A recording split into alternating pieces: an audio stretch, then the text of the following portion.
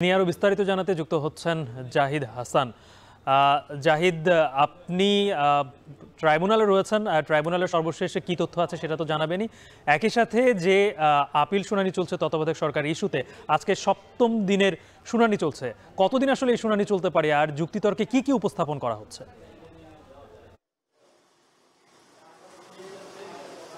সপ্তম দিনের শুনানিতে বিএনপির পক্ষে সিনিয়র আইনজীবী জয়নুল আবেদিন শুনানি করেছেন। তিনি তার শুনানি শেষ করেছেন। এখন বিএনপির পক্ষে ব্যারিস্টার রুহুল কুদ্দুস কাজল শুনানি করছেন। জয়নুল আবেদিন তার শুনানিতে যেই যুক্তিটি তুলে ধরেছেন যে তত্ত্বাবধায়ক সরকার বাতিল করে তৎকালীন প্রধান বিচারপতি এবিএম খায়রুল হক যে রায় দিয়েছিলেন, সেই রায় তাদের বিশ্লেষণে এবং বিভিন্ন রায়ের মানদণ্ডে তার কাছে মনে হয়েছে যে এই রায়টি বাতিল করা উচিত এবং তত্ত্বাবধায়ক সরকার ফিরিয়ে আনা উচিত। এটি হচ্ছে তার মূল যুক্তিতর্ক। এবং এছাড়া তিনি মনে করেন যে তত্ত্বাবধায়ক সরকার ব্যবস্থা বাতিল হয়ে যাওয়ার কারণেই নির্বাচন নিয়ে মানুষের আগ্রহ কমেছে, ভোটের প্রতি মানুষের আগ্রহ কমেছে, দেশের গণতান্ত্রিক শাসন ব্যবস্থার যে একটি উদ্দীপনা এবং মানুষের মধ্যে যে নির্বাচন নিয়ে যে একটি উদ্দীপনা কাজ করে, সেই বিষয়গুলো সব কিছুই তত্ত্বাবধায়ক সরকার বাতিল হয়ে যাওয়ার কারণেই ধ্বংস হয়ে গেছে। এবং আজকে দেশে যে সহিংসতা হয়েছে এবং গণতান্ত্রিক শাসন ব্যবস্থা যে ক্ষতিগ্রস্ত হয়েছে, এসবের পেছনে এই তত্ত্বাবধায়ক সরকার ব্যবস্থা বাতিল করাকেই দায়ী করছেন বিএনপির পক্ষে আইনজীবী জয়নুল আবেদিন। এখন ব্যারিস্টার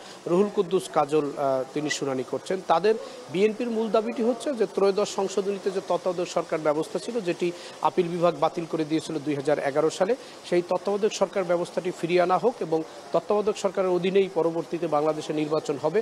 যদিও এর আগে জামায়াতের পক্ষে শিশির মনির তিনি শুনানি করেছেন, তিনি তার যুক্তিতর্কে তত্ত্বাবধায়ক সরকার ব্যবস্থা ফিরিয়ে আনার পক্ষে মত দিল। তিনি এই মুহূর্তে অন্তর্বর্তীকালীন সরকারের অধীনে নির্বাচন চেয়ে পরবর্তী সংসদ ভেঙে দেওয়ার পরে তত্ত্বাবধায়ক সরকারের অধীনে নির্বাচন চান। এটি হচ্ছে জামায়াতের পক্ষের শুনানি এবং এই শুনানি বিএনপির পক্ষ শেষ করার পরে রাষ্ট্রপক্ষ থেকে শুনানি করা হবে।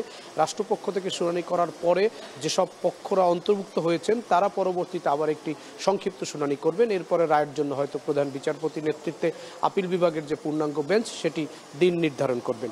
একই সঙ্গে ট্রাইব্যুনালে আজকে দুটি মামলার কার্যক্রম রয়েছে। একটি হচ্ছে যে রংপুরে যে জুলাই গণঅভ্যুত্থানে যে প্রথম শহীদ হয়েছেন আবু সাইদ, রংপুর বেগম রোকেয়া বিশ্ববিদ্যালয়ের শিক্ষার্থী, আবু সাইদ হত্যা মামলার সাক্ষ্য গ্রহণের দিন ধার্য ছিল। আজকে সাক্ষী আদালতে না আসায় এই তারিখটি পিছিয়ে ১০ নভেম্বর করা হয়েছে, অর্থাৎ আবু সাইদের মামলার পরবর্তী সাক্ষ্য গ্রহণ ১০ নভেম্বর।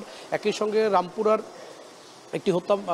দুটি হত্যা মামলা এবং কার্নিশে ঝুলে থাকা এক ব্যক্তিকে গুলি করে আহত করার ঘটনায় যে মামলা হয়েছে, সেই মামলার আজকে সাক্ষ্য গ্রহণ রয়েছে। এর আগে ৩ দিন সাক্ষী হয়েছে, আজকে ৪র্থ দিন এই মামলায়। এবং এই মামলায় যে দুইজন নিহত হয়েছেন তাদের পরিবারের সদস্যরা গতকালকে সাক্ষ্য দিয়েছেন এবং তাদের সেই ধারাবাহিক সাক্ষ্য তারা আজকে শেষ করবেন। এর আগে একজনের সন্তান মুস্তাফিজুর রহমান, তার সন্তান আহত হয়েছিলেন গুলিতে এবং তার মা নিহত হয়েছিলেন, তিনিও এই মামলায় সাক্ষ্য দিয়েছিলেন এবং এই মামলার সাক্ষ্যটি চলমান রয়েছে। গালিব, তত্ত্বাবধায়ক সরকার ব্যবস্থা নিয়ে আজকে আপিল বিভাগের ৭ম দিনের শুনানি চলছে, সে বিষয়ে সর্বশেষ জানাচ্ছিলেন সহকর্মী জাহিদ হাসান।